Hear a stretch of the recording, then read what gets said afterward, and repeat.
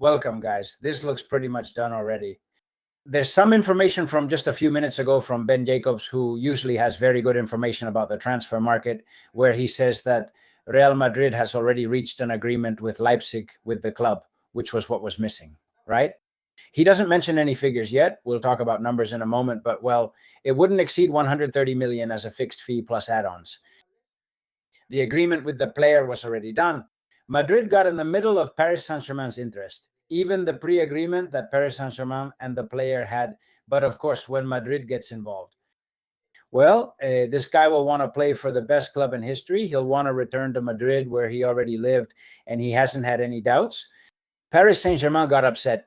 We'll discuss this in another video. We mentioned it last time. Could it be? They might have gotten involved in Madrid's signing of Rodrigo, right? And of course, they're probably offering more money to the player and more money to the club. Therefore, it could get complicated and be a slow process, taking longer since Rodrigo will be out for up to 2 months and unable to play, though that's not a big concern. The main issue is it could drive the price up significantly. But anyway, our focus right now is Diomande. He picks Madrid. Madrid negotiates with Leipzig, and reports say they've agreed. Now, we're heading into the morning. Well, I heard what Ramon was saying, that things are definitely going very well, and it could be a matter of hours. The same with Latico Serrano, Mito Cayo, who was already talking about, well, he mentioned 120 million, right? Final price, 105 plus add-ons, with 15 of that in add-ons.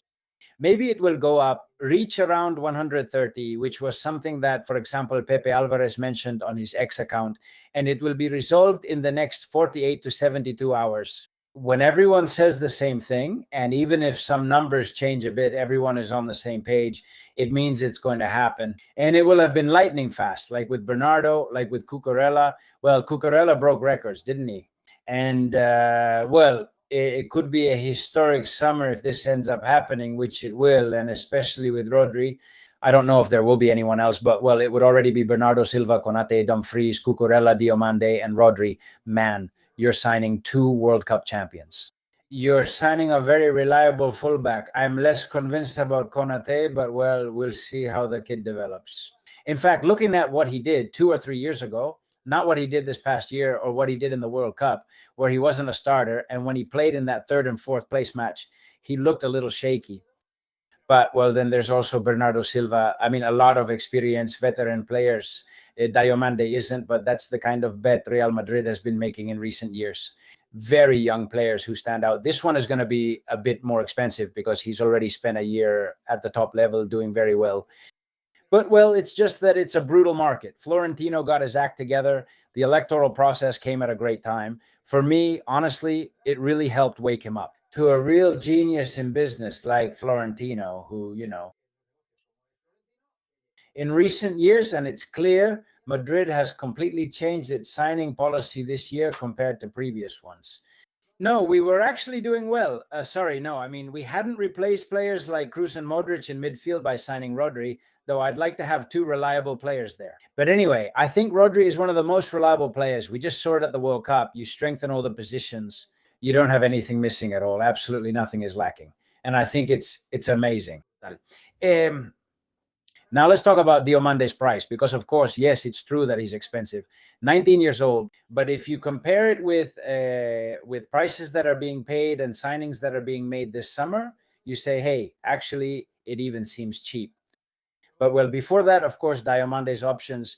I also think he was convinced by the fact that Mourinho probably spoke with him and said, hey, look, kid, I know that Paris Saint-Germain is very good, although he has chosen Madrid, where he lived, and Real Madrid. There's no comparing with Paris Saint-Germain, even though Paris won the last 2 Champions Leagues.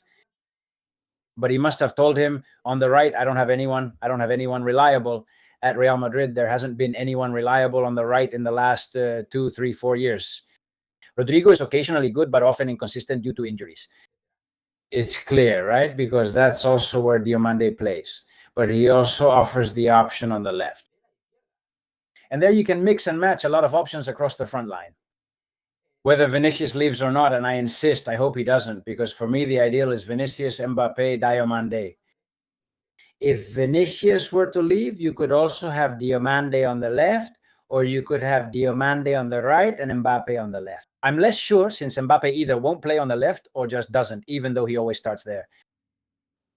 and Jude Bellingham further forward, which is where he showed his best version in the World Cup. But hold on, because there will be people who write to me, do you want Vinicius out? No, I insist that's not the case, but it's possible due to everything discussed in previous videos. He hasn't renewed and has 6 months left before becoming a free agent, etc.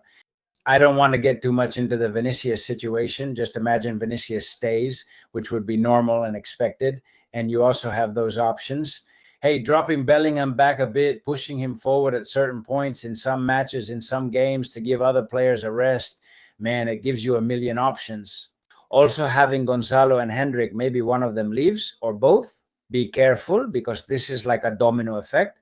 Then it moves the others, and may end up leaving. Hendrik, who asks about his situation and says, hey, let's see, you sign a guy for the right side when you told me I was going to play on the right. We don't know what Mourinho told Hendrik, but maybe he told him that. And of course, there are people, even Vinicius himself must be thinking, hey, what's going on here? Well, someone should ask Vinicius, right? What's going on? You're not signing a new deal, right? But anyway, I insist that's a much broader conversation that we'll have in future videos. Let's see if it's expensive or not. And now I'll talk a little about the youth academy, because of course you're constantly signing people and you're also blocking the path for academy players. I'm not, I'm not criticizing it completely, because Madrid needs results in the very short term. But it's true that there are certain footballers that worry me, that I'm concerned they haven't broken through yet. People at Madrid are already over 20, except for one who hasn't turned 20 yet. I'll mention him soon, and he's truly exceptional. For me, as a footballer, just from the highlights, obviously, you'd have to see him at the top level and all that, but I don't know. It doesn't seem like Real Madrid is the best environment for that kind of player to really succeed. Maybe because of the rush, he might finish this year, at the very least. Mourinho, the rush, and so on, right? But anyway, before that, look, here it says Eloy Lacina. He's absolutely right. To this tweet from Pepe Alvarez, where he claimed there are 130 million until 2030 in the next 72 hours. And Eloy said, Morgan Rogers, 138 million, Elliot Anderson, 135, Tonali, 108, Matias Fernandez, 100, Gordon, 80, and they said it could go up to 100 because of commissions and such. Gonzalo Ramos, 75 million. And man, 120 or 130 because of demand in an absolutely inflated market. It's a fair price, even if at first it might seem pretty exaggerated to us. Guys, that's just how the market works. You say the Premier covers everything, but look, Barca pays here too. And where did Ramos go? Did Ramos go to Milan? I don't remember right now, but of course, you want to compete with the Premier League, not just La Liga, right? In the Premier, that's the cost. You have to pay it. That's what I meant. As for academy players, of course, the spots are getting filled, right? This real madness we saw back in the day, we don't see it that way. Gabri Valero, who plays on the right with an incredible left foot. A player who, of course, with the highlights, because you say, hey, highlights can be very misleading, but not just anyone can do this. I mean, all these little things this guy is doing, it's true that it's against opponents who obviously aren't elite. This footballer hasn't played a single minute in the top flight, and we'd have to see him there, but damn, oh my God. He does things that make you say, how old is Gabri Valero? Well, Gabri Valero is the same age, and I think he's practically the same age as Val, and to take that spot, yeah, it's just amazing. And I'm telling you, well, at Madrid, the development is, look, I passed with 3 fingers there. The development at Real Madrid is slower, okay? All right, and Barca, yeah, well, because of necessity, and they couldn't make signings, I gather. And from the youth academy, but it was more favorable for this type of player. And that's because of the financial problems they've had.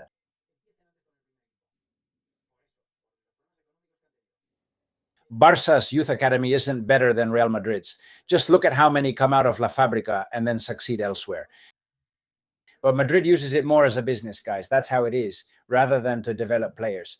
The really good ones make it, like Carvajal back in the day, Raúl, Casillas, and so on. All right, now Asensio, although I think Asensio will end up leaving, and I don't think it's the same, but he helped at the time when they had to rely on a kid there as a center back. Hey, he had some good months, but of course it's not the same. It's not the same mentality, and it pisses me off. It really pisses me off. They say Mourinho really likes this kid. That Mourinho really likes him. Hey, I really hope that even without being a starter, he gets opportunities this year and learns from the best. And well, he keeps developing. But of course, we've seen Victor Munoz leave, Nico Paz leave. Let's see if he comes back. Anyway, I don't know. Leave in the comments what you think. Hey, let's go with a small dose of hurt Argentinians, of idiots, as I keep saying. It's not all of them, but it's not a few either. It's actually a lot. That's become a catchphrase whenever we discuss the World Cup, and we'll keep mentioning it since there's still much to discuss. They're going absolutely crazy, absolutely crazy. Now we see what's happening with Cucurella, which is unbelievable, but check this out. After Rosalia, what the hell did Rosalia do to the Argentinians? But anyway, now it's Aitana's turn. Maybe I missed something, like if they insulted Argentina, also canceled in Argentina for supporting Spain in the World Cup. But who else are they supposed to support? I mean, Guinea Conakry, or what is this? Seriously. It's just that a clothing brand from the South American country has decided to change its name to avoid being associated with the former Operación Triunfo contestant and has cut all ties with anything Spanish. I don't know what it's called. It's just that the article is behind a paywall. Which one was named after Aitana? I'm not sure. Anyway, Rosalia was there cheering Spain's goals during a match at the Los Angeles Stadium. Aitana's song played, the one called Super Estrella, after Spain's matches, which is a brilliant commercial move by her record label. I imagine like, hey, let's put this on since the song has been a big hit. And then she showed up at Spain's celebration at Cibeles to sing because her song had been played throughout the whole World Cup. Honestly, they're losing their minds, but in a way, well, but wait. Argentina, what are you waiting for? Argentina is annoyed with Cucurella. Cucurella has been getting it before, during, and after. It's unbelievable.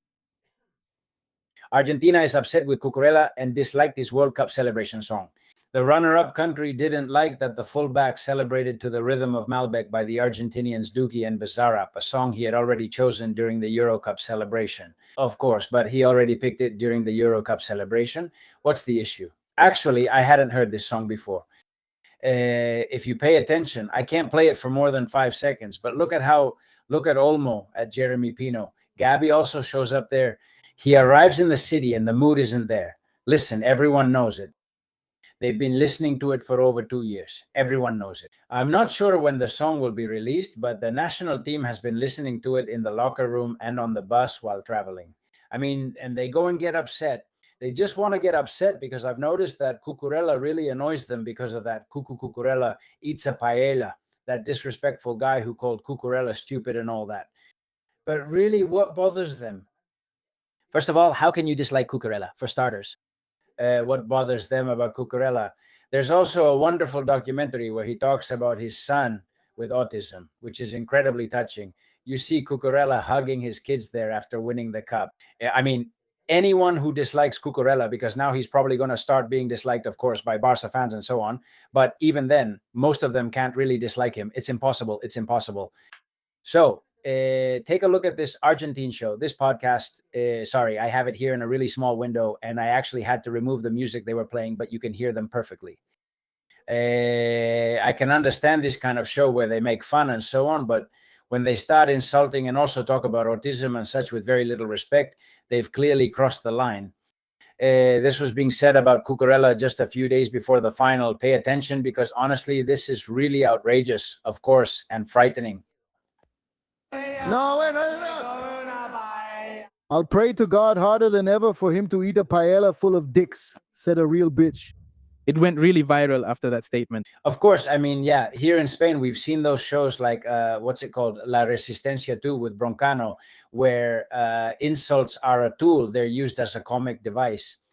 You say, well, up to a certain point, it depends on how you say it and all. But if you say it constantly, you can accept a little bit of teasing for what was said and all. Okay, but only up to a certain point. Cucurella has to pick 3 people to invite to his barbecue. Would he invite the legendary John Cena? Really great. I've always liked him. I'd even invite a Pokemon, but since they don't talk, I just wish they existed. I would easily invite a Blastoise. It fits, right? And I would add some sports legend. I would invite Rafa Nadal. Of course, you can laugh about this because it's clear that Cucurella was joking in that interview, saying he would invite a Pokemon and Rafa Nadal to dinner. I mean, that's just how Cucurella is. I mean, he gets a little surreal sometimes. And if you know him a little, like how he talks during celebrations and all that, you can tell he's a guy who the other day was out with a trophy. That Lego one they gave them in the locker room, which almost fell, and he's wearing flip-flops and all that. He's just a funny guy. That's it. I mean, sure, they can react to this in a funny way too, but damn, not by insulting. Come on. Nadal, so he can bring some calm to the group, you know? Of course. What about you, Gorilla? No, he calls him Mogorella. This guy can't beat us. When I thought Cucurella or a Paella couldn't get any worse, no. The crazy guy comes down and says, don't get it twisted, and throws out the Mowgli who acts like a Pokemon. What a total Mowgli. Moron. What an idiot. Sorry, it really annoys me. Why would you put Nadal with a Pokemon, idiot? It's just a joke. He's kind of Therian, isn't he? He's a damn Therian. The Pokemon thing. So it's The Pokemon thing, go ahead. crying man. It makes me so mad. It makes me so mad. Kozo is like a knight of the zodiac. I don't say I'm having a barbecue with a Knight of the Zodiac. I just say it's a good show. I don't know. No, go screw yourself. I don't know. Fat anti-tramp. How can I have a barbecue with a Knight of the Zodiac? He doesn't want to have a barbecue with a Pokemon. Nadal is an idiot. They also call Nadal an idiot, man. Well, yeah, or both of them. Pay attention now when he brings up the autism thing. Nah. Nadal is fine, but the Pokemon. Nadal, yeah, it was fine for me, right? A Pokemon. And look, you got people you could use. You put a Pokemon like a me autist. A Pokemon. Cucurella. With a mega Miatis, man. And these people know that, of course, the thing is that Cucurella has the personal issue that Cucurella has with that matter. He gives off a shitty vibe. You send 40-year-old people to watch Knights of the Zodiac so that Gordo... Are you autistic or joking? Are you really comparing watching Nadal in a show to having a barbecue with a Pokemon? What are you talking about? It's ridiculous. How can you barbecue with a cartoon character? He's 80 years old, dude. Look how worked up you get. Look how worked up you get with You Never Believed. Dude, I can't put it on for you. It's fried. Gordo, please look closely. I'm not gonna pull your teeth out anymore. I'm coming for you. I'm not gonna pull your teeth out anymore. I'm coming for you. That was a celebration with Ibai. They were talking with someone, I don't know who, a celebration of the Euros. And at the time, they probably ordered more than one beer. And that's it. I can understand this kind of humor, reacting to this, making fun of it, and so on. But obviously, only up to a certain point, right? I won't pull your teeth out anymore. All right, cut it out, kid, man. What you're going to pull out is your dick from your fly, you dumbass. See? Dumbass. Well, obviously, they've all ended up looking like idiots. But there's one way you really think, hey, this is before the final. That's why a lot of people have reacted to the Argentinians in a certain way. I keep saying this in yesterday's video and in several videos I've made in the last few days. Damn. It's just that in places, not just England for their own reasons, but all over the world, man, everyone was against Argentina, to the point that it even makes me feel some sympathy or pity for many good Argentinians I know. But then you stop and think, well, why don't they do some introspection, which some of them are doing, and say, hey, why do people dislike us? Damn it. Why do people dislike us? Because of some idiots. But there are a lot of idiots. Sorry, but that's how it is. That's how it is, unfortunately. I mean, they should re-educate their people. They should do something. Because look, this guy too. After the final, another one goes after Cucurella, right? After the final, you say, hey, the first thing you should do is learn at least to keep quiet. I mean, a team beat you, they completely outplayed you. An amazing football lesson that will take you years to recover from. With 22 shots on goal against your two. Sorry, I meant 22 shots. 22 dangerous chances compared to your two. Argentina's only 2 came in the last minutes of extra time, and 0 shots on target. 0 shots on target, which is a number that should make you hang your head and leave without saying another word. Then this guy comes along who also doesn't seem very bright and says this. No, that's Spain that we don't. Be grateful he won with this team. Hey, Arzaba, Bena, Omo, Pluto, the dog, the duck, Donald Duck, Donald. Be grateful that they won a World Cup. It's incredible that they won a World Cup. Cucurella, great on the guitar. Cucurella, you took Cucurella. You carried the cup in a nylon bag. Done. Now, I like Poro. It's amazing that a guy who has destroyed them from the left back says he's a phenomenon. They don't acknowledge anything. I insist, just this guy, not all of them, but there are already many. I like Rodri. The rest of the Spanish players, honestly, and to the Chiringuito, I'm telling you, he won with that team. Be grateful he won with that team. No, that's Spain that they're underestimating us. Look at his face. Look at his face. He does it so well. He plays himself so well, of course. He became champion with that crappy team. You know who I'd give a standing ovation to? The coach, De La Fuente, a genius. A genius. No, not Spain, not us. It's unbelievable. They don't learn, man. Incredible. Anyway, well, all the best to you. Give it a like if you enjoyed this video. Please subscribe to the channel, comment, share, like the video. It really helps. As it comes out, we'll keep reacting to this because it's an endless gold mine. Endless, you see? Bye.